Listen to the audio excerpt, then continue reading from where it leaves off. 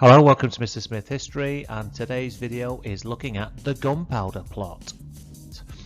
So, in 1605, we've got a man called Fawkes. There he is there, popping up.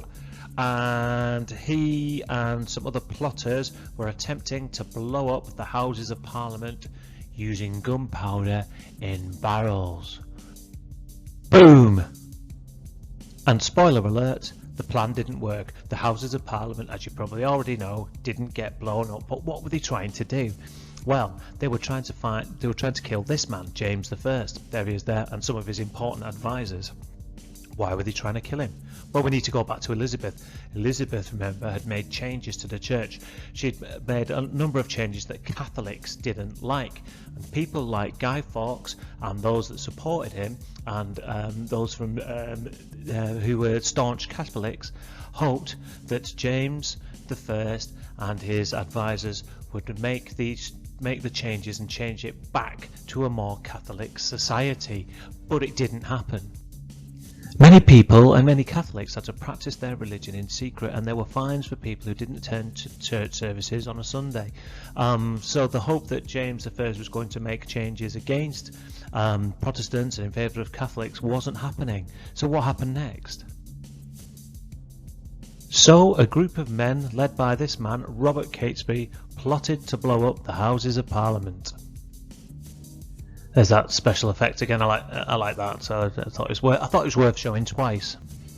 So how did they intend to go about it? Well, the plan was simple. The next time James I and his advisors met at the Houses of Parliament, they would be blown up. Catesby and his men rented a house next door to the Houses of Parliament. They were going to fill the cellar with gunpowder, and next time the king was in the Houses of Parliament, he was going to blow him up. So it was Fawkes' job to guard the gunpowder and light the fuse. But on the 5th of November, Royal Guards found Fawkes with the gunpowder, and the fuse was never lit. He was tortured, and at first he didn't give up his fellow plotters, but eventually he did. People will confess anything under torture. And then on the 31st of January, he was hanged, drawn and quartered. His body and that of the other plotters was divided, and the head was put on spikes on various parts and various locations around London.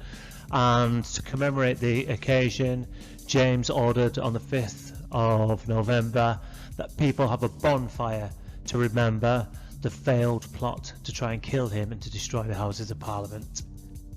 And that brings us to the end of that little video on the Gunpowder Plot. I hope you're all staying safe, and I will speak to you all soon. Bye.